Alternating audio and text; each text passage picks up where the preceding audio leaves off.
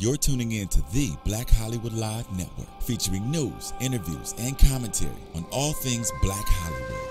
Hollywood redefined. From Los Angeles, California, presented by Maria Menounos and streaming live thanks to Akamai Technologies. This is Black Hollywood Live. Justice is served. Featuring the week's roundup and commentary on legal news. Black Hollywood Live. Hollywood redefined. You're listening to Black Hollywood Live. And now, the host for Black Hollywood Live, Justice is Served. Hello everyone and welcome to Justice is Served. This is the show where we give you all of the latest in legal news. I am joined this week by my lovely co-host Loni Coombs and a special guest co-host this week joining us for the entire panel of stories. Lauren Lake is in studio. Lauren is the host of Paternity Court. She's also an entertainment and family law lawyer, and Lauren and I'm very happy to have you here to discuss the stories this week. Great to be here. Thanks for having me. So, Lauren, I specifically want to get your perspective on a story that has really rocked the headlines, especially in Los Angeles this week, but really around the nation. Donald Sterling and the allegations of racial discrimination, the terrible things he was recorded as saying, and especially the legal implications of what that could mean for the LA Clippers. I call this segment the past, present, and future of Donald Sterling in court. This is a man who is not, he's very used to lawsuits. And Yes. so we've seen this in the past. We've seen racial discrimination lawsuits in the past. We've seen him say terrible things about minorities in lawsuits in the past, and also what he could use in the future as his arsenal to kind of prevent a forced sale of the Clippers if that comes down. So, Lauren, first I want to ask you about the lawsuit that kind of, in my opinion, brought all of this to the forefront. Donald Sterling's wife, Rochelle, sued V. Stiviano. I'm not, what are you guys calling her? She says she's not a girlfriend. Yeah. Yes. She just gets lots of gifts. And she's an archivist. Whatever she's Exactly. archiving, I'm not sure. But So, yes, a fixture at his business. I don't know. I've never seen an employment ad for fixture. So I don't know exactly who she is or what she does. I just know she gets a lot of gifts. And the wife wants to sue her because she's saying, a lot of these gifts were bought with my community property, baby, so I want it back. So it's very complex. And we're not really getting the real information as to who this girl is, why so many gifts, what was her role, was she truly employed, was she on salary? I need more details. Well, the details that Rochelle claims, this V. Stiviano, Vanessa Maria Perez, whatever her name is, she claims that she's a seductress who targets wealthy older men. And would those be wealthy, willing older men? You know, and this is the problem here, because it seemed to be a relationship that was mutual. They're sitting at a basketball game. All the pictures we see as we look at the media coverage of this, they're sitting out in the public together. So, I mean, this has to be something that he agreed to, whatever this relationship was. And so the lawsuit seems to skew this as if this woman was some type of, you know, vixen that was going after this man for the purposes of causing this type of situation.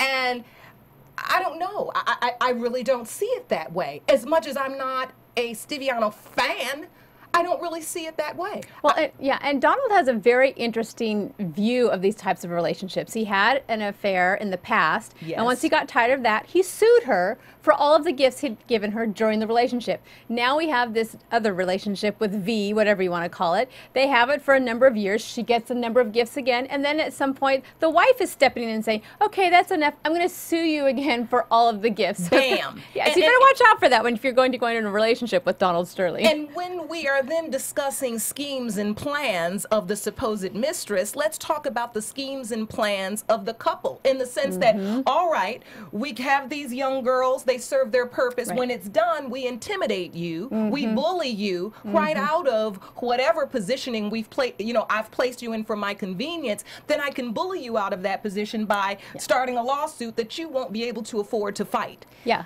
Okay, well, now my question is, because Rochelle is bullying her into a lawsuit, and I want to give the details of the lawsuit. She is suing for the return of a duplex by the Beverly Center, a Ferrari, 2 Bentleys, and a Range Rover, all of which she said that her husband bought for this woman without her permission. She thought her name was going to be on the duplex, Rochelle. Instead, her name is not on it, and so that's where this suit comes from. The question I have for you is, you said that you think that the lawsuit is a way to bully her. Do you think that she knew that dropping this bombshell of this tape recording would give her an upper hand, or she was so pissed off by this lawsuit and by the audacity of this woman to sue her that her and her attorney said, I wonder if there's anything that I have on him that could, you know, drum up some trouble for him? Hell have no fury, like a woman scorned. Listen, this girl may not have an ethical, moral standing in the world, meaning if she was a mistress, if she was in a position where, even if she was using this old rich guy for his money, but once you're going to try to sue me and place me in a position where I may be liable for something that, look, in her mind, and I'm sure in her attorney's mind, these were gifts. Then you know what? I've got to use whatever power I have. And whether it's right or wrong, it's real. And yes, I believe that's exactly what's happening here. This, to me, was not an accident. Yeah. Although we do have to clarify, she has said publicly, and her attorney has said that she did not have anything to do with releasing them, that she didn't want them released. So just have to put that out. Yes, So that is her position. we do have to say that. However, it can still, it's still just not an accident, in my opinion. That's So now somebody intentionally did it. Yeah, now that they're saying, oh, we didn't leak it, who did?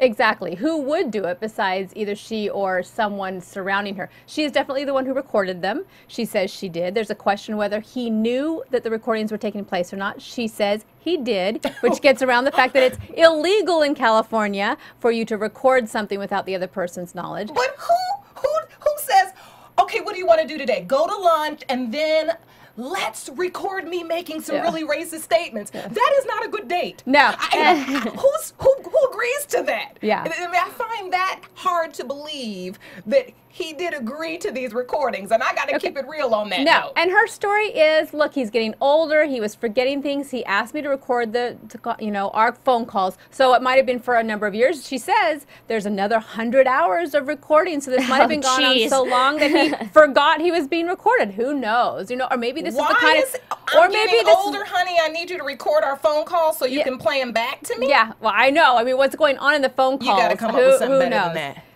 He is apparently now, he's been diagnosed with cancer, so maybe he does feel that having these tapes was some sort of posterity that he wanted to play back on his deathbed.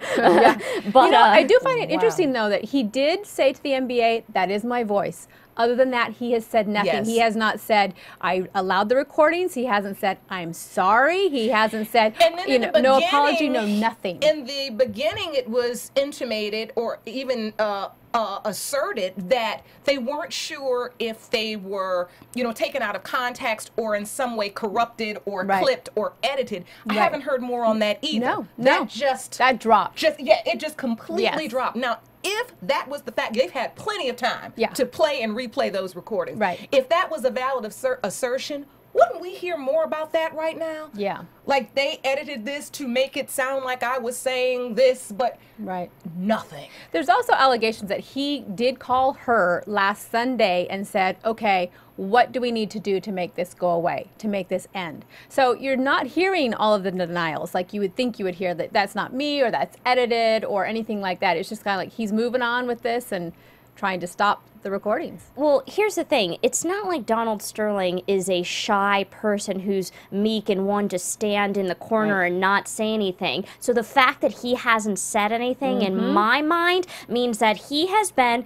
in a war room with his attorneys all week long, preparing for the silent kill of what he is going to do next, because he is not going to sit idly by as the Clippers get forcefully taken from him and there is a forced sale. So I want to ask the two of you about different possible legal strategies that he could be looking into to prevent a forced sale of the Clippers if it comes down.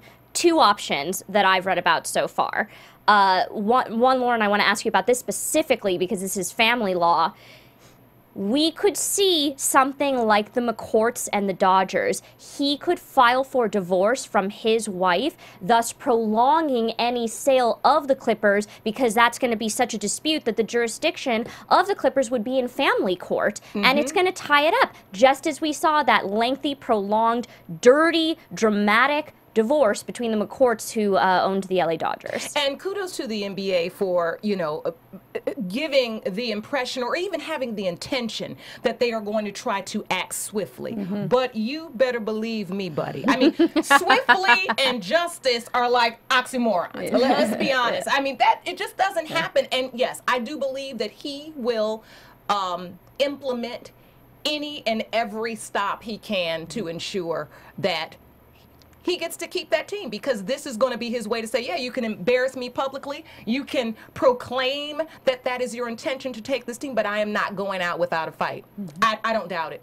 Yeah. And now, Loni, the other route that he could be considering besides divorcing his wife and thus prolonging a sale would be seeking an injunction to stop a sale. The grounds for the injunction, he could claim it's an antitrust violation and say the NBA is trying to undermine the value of the franchise and injure the competitive process of the league. The problems with that is it's just him. It's not like it's an unfair competition. Overall, this is just a singular person. Well, yeah. The interesting thing is this is all based on the NBA Constitution, which is this vague document that nobody's really seen except perhaps the people that belong to this club, those owners. And the people who have seen the document say that even so, when you read the wording, it's vague, it's hard to interpret. So you know that Donald Sterling and his attorneys are going to be ripping apart that Constitution and going to court on every single word, every single sentence of that. The fact that they say they can just automatically take that team away from him, that remains to be seen exactly how that happens. Even as a lawyer, honestly, when they said that, I said, oh, that's good. But how? Exactly. That's exactly right. Yeah. Like, that's good. Yeah. But how? I know. And they're saying that there's a clause in there that when you join this, group of people, that you sign it and you say that whatever the commissioner says is going to be final and binding, essentially like an arbitration ruling. And so a judge coming in will say, okay, we're going to go along with that. You signed it. But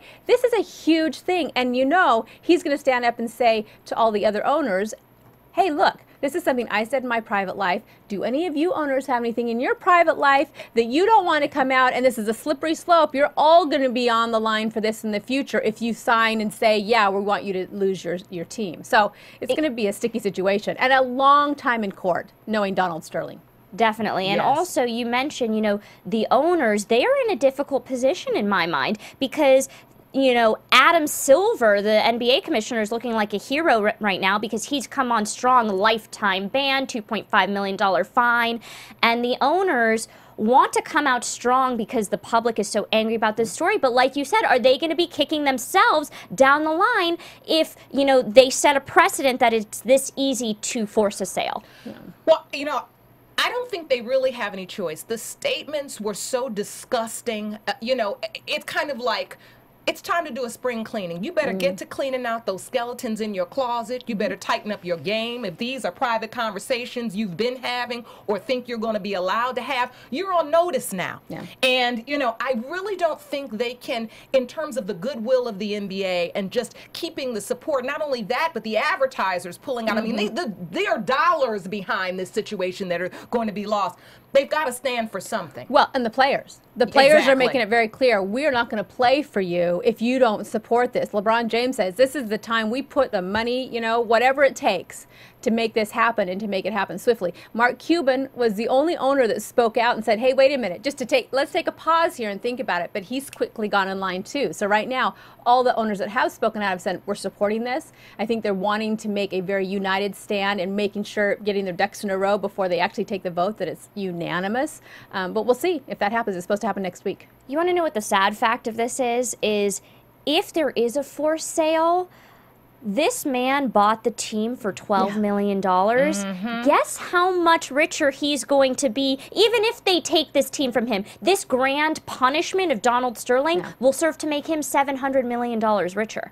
Some of them are estimating $1 billion. I mean, that value just keeps going up and up and up as we speak. So because Oprah, David Geffen, everyone's getting in line to buy the Clippers. So it is a punishment, but Not really. Yeah. Well, exactly. If you look at the monetary, side of this, of course, no. But the humiliation, I'm sorry. And look, when you're dealing with a man that, is quite powerful, let's just be frank. And I think there is just an issue that kind of having him own these statements, for me, is a priceless serving of justice. I don't think there is a $700 million. I mean, once you have that many millions, 700 more million on the team, okay, great. Look, at the end of the day, it's going to my kids, it's going to my family. But the fact that he's had to own these statements, the fact that now this is public, I think that's priceless. And when people tell me, okay, he's going to be rich anyway if he outsells the team, who cares? He's rich now. I don't want him to own the team anymore. But here's the thing, because you said, these statements are public. Now people know who he is. Are people blind? Donald Sterling has been like this for so long. Well, but the problem is no, the United States of America, look, around the workings of Los Angeles, when this story came out, a lot of people were saying, hey, I'm not surprised. This has been going for years. Not surprised. But on a national and international level, no, this is news. A lot of people did not know, quite frankly, this man has been buying his way out of, racially discriminatory practices for years, and look, behind closed doors being excited about, a plantation style, run style organization. And, in some ways he's getting the type of, public treatment that we unfortunately had to watch Paula Deen endure when some little statements of hers came public about her desire to have a slave themed wedding. Come on, man. No. Here's the difference, though, and I don't want to jump ahead to what we'll be talking about in Tipping the Scales. Here's the difference in my mind between Paula Deen and Donald Sterling. Paula Deen made those statements on the record in a deposition. Donald Sterling made these statements in a private conversation that he did not know or allegedly did not know was being recorded. That's the difference. We will talk about that. Here's another difference, I think, too. Here's another difference, too, though. I think Paula Deen, once it came out, she did express remorse. She does feel bad about it. She does care about what people think. I don't think Donald Sterling, and here's the sad part, I don't think he cares. I don't think he cares how many people hate him. I don't think he cares if people think he's racist. He's like, yeah, okay, so what? I've got so many millions of dollars, billions of dollars, it surrounds me, I mean, that's really the attitude he's always had. I don't see that changing now that he's 80 plus years. I don't think he's changing at this point in his life. So I want to move into On the Docket, but before I do, you mentioned some of the former past lawsuits involving Donald Sterling and some statements in particular. And I want to read these and get your opinions on this. One is the former general manager of the Clippers filed a wrongful termination lawsuit where he said that Sterling wouldn't let him negotiate player salaries and had a vision of a, quote, Southern plantation type structure for the team. According to the complaint, he said that he, quote, wanted the Clippers team to be composed of poor black boys from the South and a white head coach. Hello. I mean, that is disgusting. And you know what's even more disgusting is that you actually felt like you could say that to someone. That's scary. This is my dream. And this is the account of your dream. And, you look at those young men. I've been, watching so much of the coverage, and I see these young men, and, I watch them get out on the court and go out and play. Look, not for Donald Sterling, for their families. Right, and, for the Their fans. dreams, their fans, everything they've worked for their whole lives. And it's sad. It's sad that a man can sit as an owner of a team and literally, after all these young men have accomplished, many of them overcoming obstacles like none of us have faced, to be in the position they're in. And you can say, I want young, poor black boys. Like, at the end of the day, to Donald Sterling, you still just a young, poor black boy on my plantation. It's sickening. And that's why this thing with Donald Sterling, it's not just the tapes. It's not just the statements he made on the phone. He acted on that. Yes. That's the way he lived his life. That was informed his business practice. So it's more than just, oh, he made a few, comments to his girlfriend privately. No, that's the way he was. That's the way he lived. That's the way he worked with his employees, and as an employer. That's why it's much more important than just a few statements. And just going back to Loni's point about how she doesn't think he cares. And you know what, at this point, we could care less about Donald Sterling. So I don't care if he cares about us or not. The point is, we are taking these views to task. We are taking this level of racism to task. Dealing with this situation publicly and making him own up to these things and taking this as far as we can take this is putting everyone else on notice that those days are gone, baby. Right. And they're not coming back. And if we in any way gloss over this situation, sweep it under the rug, and we'll get to the discussion whether it's a private conversation or a public conversation, then we're in some deep, scary waters. And as a person of color, I could care less.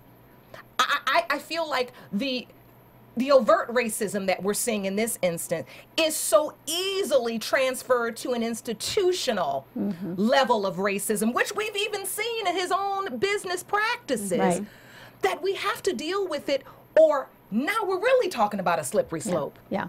And Lauren, we were talking about, when we first heard the NBA ruling, we were like, that's great. But as lawyers, the lawyer side of it said, are they really going to be able to do that? But then the human side of me said, I don't care. We have to do this. We need to set that bar and make it very clear to everyone, because everyone's paying attention to this. Say, this is the new standard. You can't be doing this. You're not going to get away with it anymore. We're not going to ignore it. For all the things that were going on in Donald Sterling's life up to this point that people just kept letting him get away with and let him get.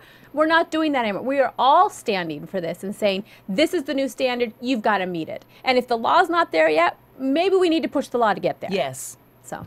Well, I want people to weigh in on this. So we'll be talking about Donald Sterling again at the end of the show, asking whether his punishment was too little, too much, or just right. So tweet us, let us know, and we'll be sharing some of those opinions at the end of the show.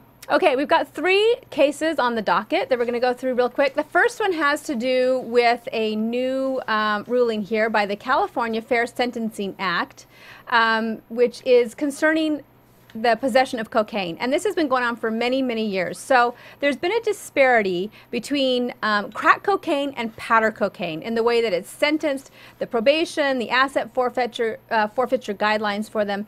And it's resulted in a pattern of racial discrimination in the sentencing and incarceration here in California. And I started in the DA's office in the late 80s, and we were talking about this way back then, and it's finally, now in 2014, something is actually happening. So Senator Mitchell, who is the chair of the Black Caucus and a member of the Senate Public Safety Committee, says, same crime, same punishment is a basic principle of law in our democratic society. Yet, more black and brown people serve longer sentences for trying to sell cocaine because the law unfairly punishes cheap drug traffic more severely than white-collar version. Well, fair needs to be fair. And so they're finally saying this needs to be treated equally. It's getting to it passed the first hurdle in the Senate Committee on Public Safety. It's got to go a little bit further than that. But I'm hoping, as one who prosecuted these cases for many years and saw how ridiculous it was, and to be honest with you, we tried to, sort of make it a little more fair, but the law was the way the law was. It's time for that. So what are your feelings? Agreed. As a criminal defense attorney, my first practice was in the city of Detroit. I represented many young men of color and that were dealing with, issues, drug offenses.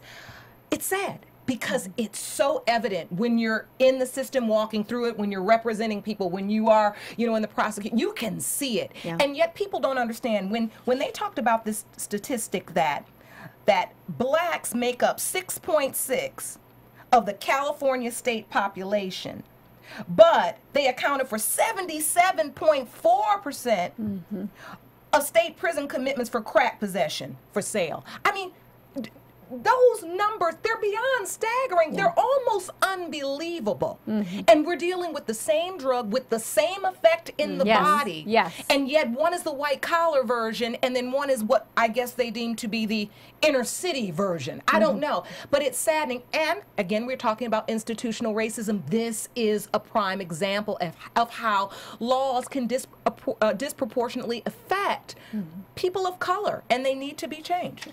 And you want to know how I found out about this story and this press release? Was a New Way of Life, an organization that I interviewed here on the show that helps to reincorporate women who have been imprisoned in California prisons back into society. They sent me this press release because so many of the women who have been imprisoned are imprisoned under this law, under this disparity of crack versus powder cocaine. When Carl Douglas came, I attended a speech he had 2 weeks ago about the 20th anniversary of the O.J. Simpson trial. You want to know how he started his speech to kind of get the audience to understand what was going on at the time and why that verdict came out the way he did? The first thing he said was the disparity between crack and powdered cocaine, to help the audience understand the tension between prosecutors and people of color, the tension between police and people of color. And this is one of those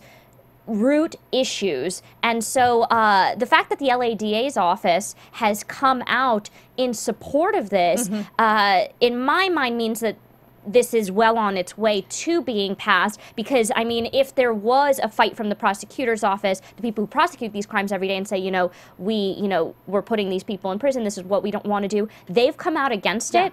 I think that this law will pass. And that shows you how obvious it is. I mean, that it was obvious to us throughout the years. And you know, the crazy thing is, to prosecute the crack cocaine cases, you had to bring in an extra witness to prove the crack cocaine. So it was actually even more expensive to the state to prosecute those cases, to get the higher sentence for what? I mean, it didn't even make sense. And so, of course, the DA's office, it doesn't surprise me at all, after having been there for 18 years, we didn't like the law then. It wasn't fair then. We could see even back then the disparity that was, emerging, and why? Based on what? There was no logical basis for it. And so many young people going to jail. And people don't understand, once you get in that prison system, it's so difficult. It's so difficult to then get that second chance in life. I mean, as a criminal defense attorney, truthfully, that was my job. I represented so many young people that it made that first huge error in their life, and trying to get them that second chance. Once they go through that system, the rehab that we wish went on inside of our jails and prisons,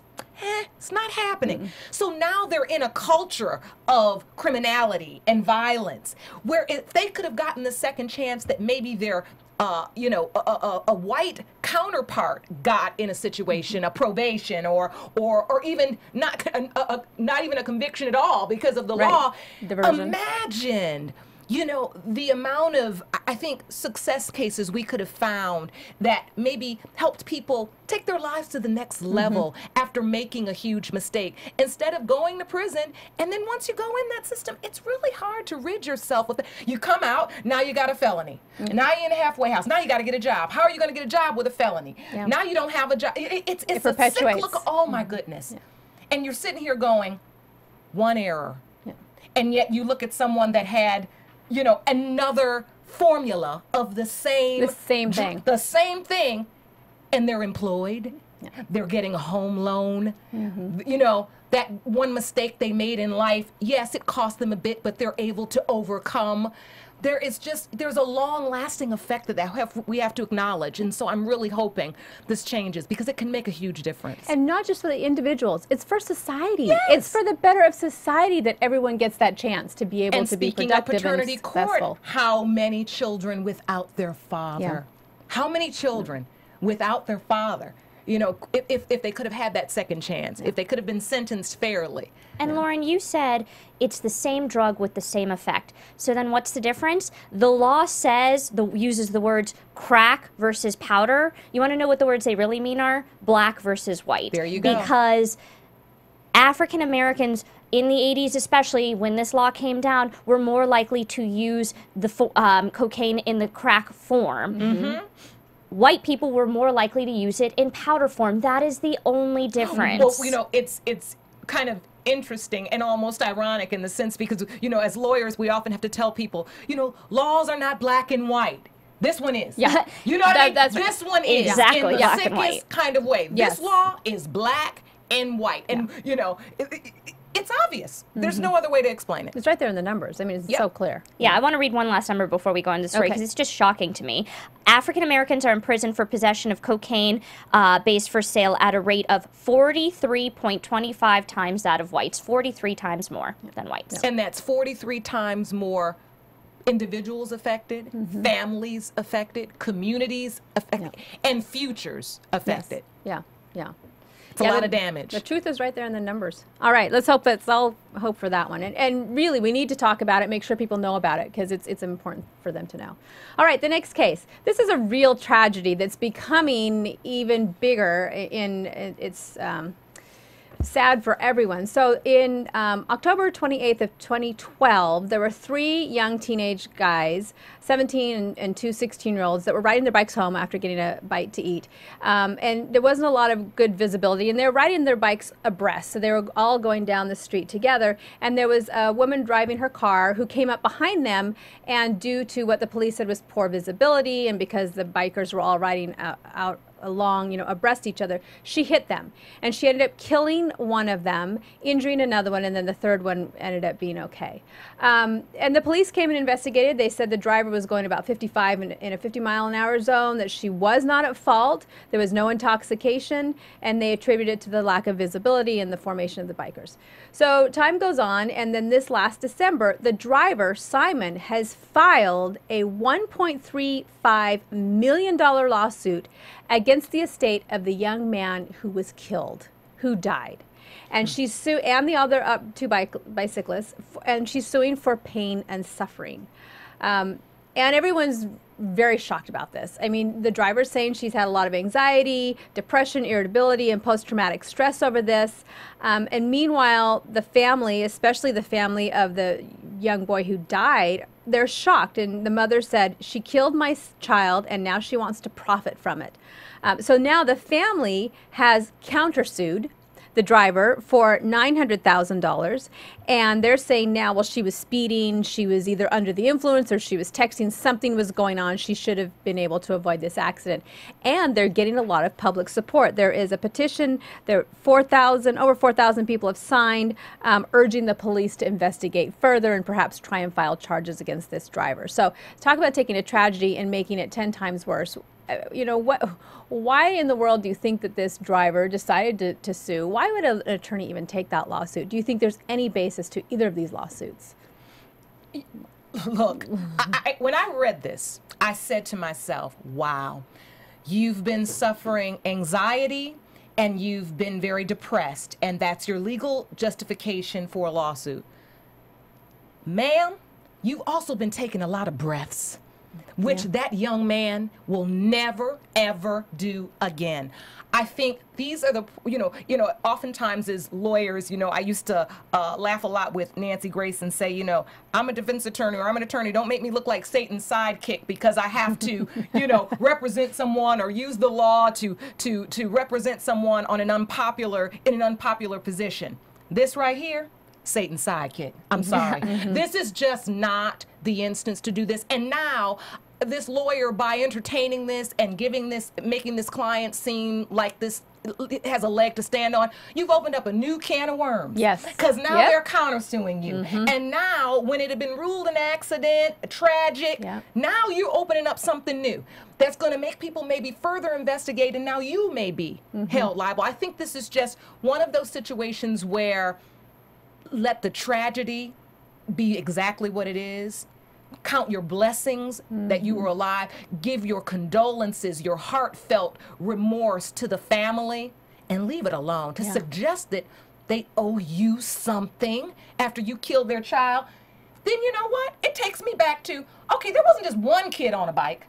There were 3. You're driving and you don't see 3 kids. You see, I mean, once you start telling me I owe you something, well, wait a minute now.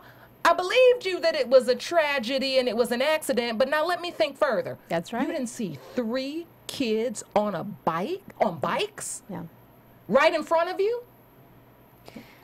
And you know, you said her pain and suffering, and what about the child who has no breath to take anymore? What about the parents? Yeah. I mean, when they read this lawsuit and they see in the complaint, oh, you know, I have anxiety, I have depression, what about the mother who lost her teenage son? She must have been flipping through this complaint saying, you have anxiety? Yes. You're depressed? Yeah. You can't sleep at night? What about me? A lot of nerve. So, yeah, it's a lot of nerve to sue, and it was interesting to me. Normally, the progression, I wouldn't have been surprised if they had sued first. The victim's family. The victim's had sued. family That's what you sued usually first. hear. That's what happens. Exactly. And then Yeah. she responds and Yeah. says, as countersues and says, what about me? Or the victim's family sues first, but then the recovery is, you know, decreased by contributory negligence, if that is in fact in that state, by the fact that, oh, you caused this accident, but we can't recover as much because it was partly my own son's fault to blame because he didn't have, you know, lights or reflectors on his bike that night. That is the normal progression. Right. That would have been a story that we wouldn't even talked about on this show because that's, you know, I wouldn't be surprised if the family Right. sued and then she raised these issues. But the fact that she had the audacity to sue first, in my mind, Audacity. Yeah. yeah, she's getting all that she deserves right Yeah. now between the petition, the investigation that's going to be opened up, and the countersuit. Yeah. Like you said, Lauren, she should have been saying, I'm sorry. Yes. I am so sorry for She what I did. made her bed, now she Yeah. can lay in Right. it. Yeah. And starting a foundation in the child's name. Exactly. You know, come Yeah. on. And being grateful that they didn't file criminal charges. Yeah. Absolutely. But, oh well. All right. She's opened a can of worms for herself. All right. Last story, Rihanna. We all love Rihanna. And she, you know, likes to talk honestly, and we all know that she's a pretty open gal. However, her former bodyguard is now suing her for defamation. He filed the lawsuit in Ireland, which is really interesting because that's a long ways away. But he said that Rihanna made, quote, nauseatingly offensive, end quote, and false statements about him in an email to him and his partner. And then that these offensive statements were also made in a phone call to his sister. And so now he's filing and he's saying that the remarks have gravely injured his reputation and business, which is interesting because, you know, there's really just two family members and his partner. Right. So, I'll prove it. That's as soon as Yeah. you say that, I just say prove it. How? How have you been ruined? Yeah. How do you have damages? yeah, who's hearing it? Who Yeah, has, who heard your partner and your sister? Well, they are, you know, has your partner now wanted to sever the relationship and no Right. longer wants to do business with you? What effect has this had on your life or your profession? I don't see it. When I read lawsuits like this against, be it Rihanna, Beyonce, I want to talk about a lawsuit that I heard about this morning on the radio when I was driving. A man who's currently in prison is actually suing Yes. Beyonce and Jay-Z, claiming that they have used the CIA to wiretap his cell to steal his rap lyrics for their own songs. Oh, that's so, deep. 3,000 songs. And he's also said his co-conspirators like Usher and some other people, you know, that they're all in on this together because, of course, they can't come up with it themselves. They Oh, need no. to get, and Homeland Security is also helping out too by helping. And you want to know why that ridiculous lawsuit reminds me of this lawsuit that's on the docket here is because they're so frivolous and ridiculous that to these people, we see the name Beyonce, we see the name Rihanna, they see a money sign. They see a dollar sign. They see someone that they could profit off of possibly through a lawsuit. And if not through a lawsuit, you want to know why they sue these celebrities? Because these celebrities don't want to be given depositions because depositions can be bad for Yes. celebrities. Paula Yes. Dean, Yes. Justin Bieber, we've talked about it on the show. So a lot of them just think, it's easier just to settle. I know it's a meritless suit, but I'm going to settle because I don't want it in the public anymore. And then they get richer. So that's why they do this, for money. Yeah, it's sad though. I mean, attorneys should have some level of, you know, integrity and not file these lawsuits. Absolutely. Yeah. So finally, we're going to go to tipping the scales. As I plugged earlier in the show, the question for this week that we want you to weigh in on is, was Donald Sterling's punishment too much, too little, or just right? It was interesting because I read a CNN op-ed by a First Amendment attorney this week who says he thinks the punishment was too harsh. He says, you mentioned earlier in the show, you talked about Paula Dean, and I said the difference between Paula Dean and her racist statements and Donald Sterling's racist statements is she made those on the record, so essentially, you know, public. and he made these in a private conversation. So this First Amendment attorney said, first of all, what this woman did is possibly illegal if he didn't know he was being recorded, and now he's going to be the one to be punished for it. You know, kind of talking about this was his First Amendment right to have a private conversation, and now he's being punished for it, and he doesn't think that sets the right precedent. He thinks this was too harsh of a punishment. Okay, this is crazy, but go with me on this. No, this is a crazy thought, but this is exactly what I thought when I heard this. Okay, remember when everybody said Whoopi Goldberg should have gotten the Oscar for Color Purple, and then she should have gotten another. There was some great movie, and then she ended up getting it for Ghost, right? Yes. Where everybody was kind of like, it's a makeup. It was good, but right. Yeah. Sometimes that makeup comes in the darndest way, and I feel like, you know, whether this was a private conversation that there was a legal right to record, or it was a mutual agreement or not, all those years, 2003, I mean, I got it here on the list, 2009, all the I don't want black people in my apartment. In one of the lawsuits, it was alleged that this man would have people of color sign in as guests to their own residence. Yeah. That they were paying rent for. Sometimes he would even not take the rent from them and then accuse them of non-payment of rent. I'm talking about years and years. So he can evict them. Years and years of racist practices. Years and years of that money, cutting that check, you know, on all the lawsuits, make it go away. Isn't it almost grand? You know, that here we have this private conversation that, look, may or may not, you know, have the right to be public. He'll have to deal with that later because it's out now, baby. Yeah. And now you've lost potentially one of your largest assets, something that I'm sure you're proud to own, something that I'm sure you've worked for that means something to you, and whether it's $700 million you get or not, it might get taken from you. And that's something you have to deal with. For me, justice served. You know, I mean, years and years getting away with it, and then now not so much. I think it's just one of those moments where, you know, maybe it is a makeup. Well, you know, and a lot of times you say the punishment doesn't fit the crime or the acts or whatever. And I have to say, I agree with Lauren. I think in this case it does. I don't even know if it's a makeup. I mean, people, like I said before, will say these are just statements. They're not just statements. Right. That they're indicative of what he has been as a man. And in the past, when people have tried to punish him, they fined him and this or that, but he's always been able to maintain his denial. Yep. They've never forced him to actually admit it and say, yes, you were doing this. He just pays the money and it's done. So here, it's out there. People aren't accepting his denial anymore. First, I think that's very just. Yes. The second thing is the Clippers are something different besides just money. It is a possession for him. It is something more than money. It's something he's proud of. It's something he likes to go and be seen. It makes him relevant in people's minds, which is a narcissistic, you know, very wealthy person. That's a great thing for him. So I think it's actually going to affect him as opposed to just having to write a check and walk off. I think it's a very just punishment for what happened. So do I. And that's what I'm saying. It's like you years and years where these racist beliefs have been really the basis of the way that you have hired, the way you run your organization, the way you've allowed people or not allowed people into your real estate holdings, whatever. And now a private conversation with a mistress slash fixture in your business, we don't know, has led to this much, you know, this much recourse, this much, you know, I don't know. I just love it in a way. I hate to almost like laugh at someone's pain, but you know, for a lawyer, when you think about the years these lawyers have combed through facts trying to get this guy, because they know he's being discriminatory against people of color. You know it. You can taste it. And yet, he cuts the check, and like you said, Loni, all these years has never had to own up to it. That's right. It just goes away.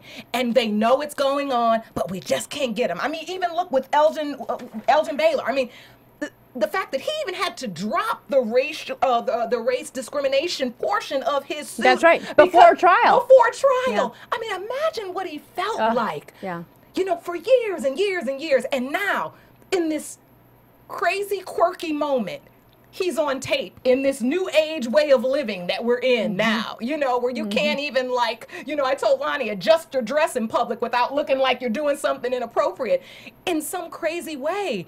It's just so fulfilling. And the other interesting thing is, too, I don't think the tape in and of itself would have done it. It's like a perfect storm of everything coming together. The Clippers are out there. They're in the finals. In the playoffs. Yes. There's a lot of people, you know, pushing for them, loving them right now. You know, then you find out about all the background. As it all came together, it was Magic Johnson that she was with, who's so beloved. We all love him. How could you say that about Magic of all, you know, it was just, it all came together in the perfect way and ended up with something extraordinary. I would say, as attorneys, we would say it's an extraordinary outcome. Oh, no, it is. And then just to hear him say, can you just not be bringing black people? Yeah. This is insane. There's black people everywhere on the court. We're everywhere, Donald. How are you even? I mean, you know, this is almost what's so sick about it. Is that you felt in your mind that you were entitled, look, to tell a black woman that she can't bring a black person to a game. Ding dong, idiot, I'm black. You brought me to the game. Come on. It's just like ridiculous. He deserves it. Okay, well, I want to read some Twitter opinions. Mostly people agree with you. Joanne Miller said, quote, Wikipedia was replete with information on his past behavior, so no one should be surprised. Money can't buy you a good heart. DJ Simmons said, that one attorney is wrong. Hashtag justice was served. But some people think the punishment was too much. Shade says that what laws has he broken? This stuff is so silly. That's his opinion. I think, like you guys said, this was a house of cards, and the cards have fallen. And I think that he got exactly what he deserved. Justice was served. Thank you, everyone, for watching our show today. Tweet us, reach out to us, at Mari Fagel.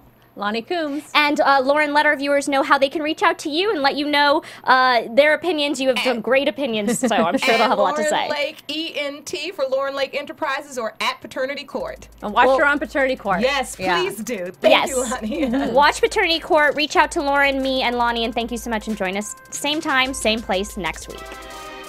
From producers Maria Menounos, Dario Kristen, Tiana Hobson, Kevin Undergaro, and the entire BHL crew, we would like to thank you for supporting Black Hollywood Live, the first online broadcast network dedicated to African American entertainment. For questions and comments, contact us at info@blackhollywoodlive.com. Like us on Facebook, tweet us, or Instagram us at BHL Online. And I'm your BHL announcer, Scipio. Instagram me at Planet Scipio. Thank you for tuning in. The views expressed here are those of the hosts only and do not necessarily reflect the views of BHL or its owners or principals.